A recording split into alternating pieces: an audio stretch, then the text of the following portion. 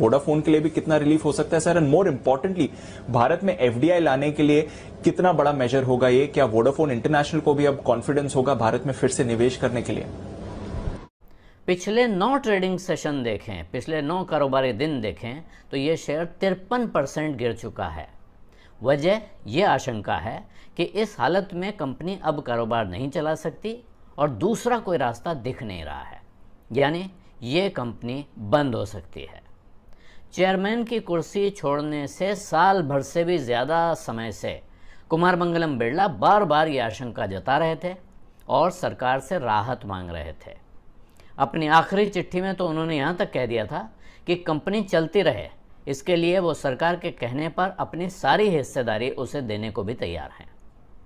Vodafone की प्रतिद्वंदी company Airtel के सीईओ गोपाल विट्टल ने भी कहा कि सरकार को वोडाफोन की मदद के लिए आगे आना चाहिए, क्योंकि देश में कम से कम 3 टेलीकॉम कंपनियां रहना ज़रूरी है, ख़ासकर ये ग्राहकों के भले के लिए ज़रूरी है। मगर ये बात पहली बार नहीं कही गई है, अभी तक सरकार ने इसे सुना नहीं, इसलिए ये आशंका लगातार बढ़ रही थी कि अब वोडाफोन आइडिया पर ताला लगने की ही देरी बची है। ऐसे में इसके कर्मचारी क्या करेंगे और इसके करोड़ों ग्राहकों का क्या होगा, ये सवाल भी उठता रहा है। इन सवालों का कोई जवाब तो नहीं आया है, लेकिन आज एक ऐसा काम हुआ है जिसके बाद बाजार में अचानक उत्साह की लहर है और कहा जा रहा है कि वोडाफोन में आज जैसी गिरावट आई, कल उससे तगड़ा उछाल दिख सकता है। हुआ यह है कि सरकार ने संसद में एक नया संशोधन विधेयक पेश किया है, जो इनकम टैक्स एक्ट में संशोधन का बिल है। जिसके पास होते ही रेट्रो टैक्स खत्म हो जाएगा। रेट्रो टैक्स मतलब रेट्रोस्पेक्टिव टैक्स, यानी पिछली तारीख से लगने वाला टैक्स। 2012 में तब की सरकार ने कुछ कंपनियों की ट्रांसफ़र प्राइसिंग, यानी उनकी संपत्ति बिकने पर पुरानी तारीख से कैपिटल गेंस टैक्स लगाकर डिमांड रेज कर दी थी। वोडाफोन और केन इंडिया पर इसका सबसे बुरा असर हुआ था। दोनों ही कंपनियां भारत सरकार से मुकदमा लड़ रही थीं उस पर। लंबे विवाद के बाद भी वोडाफोन पर करीब 22,000 करोड़ रुपए की देनदारी बनती थी। अब सरकार ने इनकम टैक्स कानून में ये बदलाव ख़त्म करने का फैसला किया है। इसका असर वोडाफोन पर दिखना लाजमी है, लेकिन क्या इससे वोडाफोन आइडिया की सारी मुसीबतें ख़त्म हो जाएंगी, ये कहना मुश्किल है।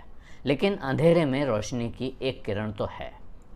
तो वोडाफोन के बारे में जो कुमार मंगलम बिरला ने चिट्ठी लिखी, उसमें उन्होंने कहा कि तमाम विदेशी निवेशक भी, जिनसे शायद उन्होंने बात की, वो भी अब इस कंपनी में पैसा डालने में, इसमें हिस्सा लेने में दिलचस्पी नहीं दिखाते हैं, क्योंकि उन्हें भारत में पॉलिसी स्टेबिलिटी का भरोसा नहीं है।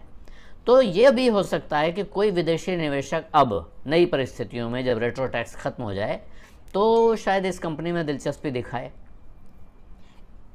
ये भी हो सकता है कि वोडाफोन आइडिया की आधी मुसीबत यहाँ ख़त्म हुई है, इसके आगे का कोई रास्ता निकल आए।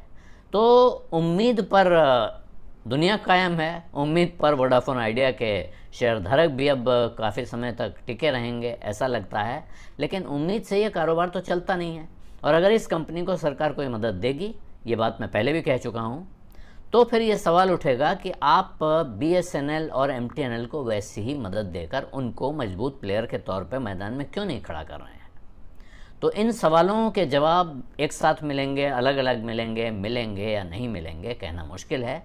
लेकिन आज की बात यह है कि जो वोडाफोन आज बहुत बड़ी मुसीबत में दिख रहा था, अब उसके लिए एक अच्छी खबर आ गई है आज ही।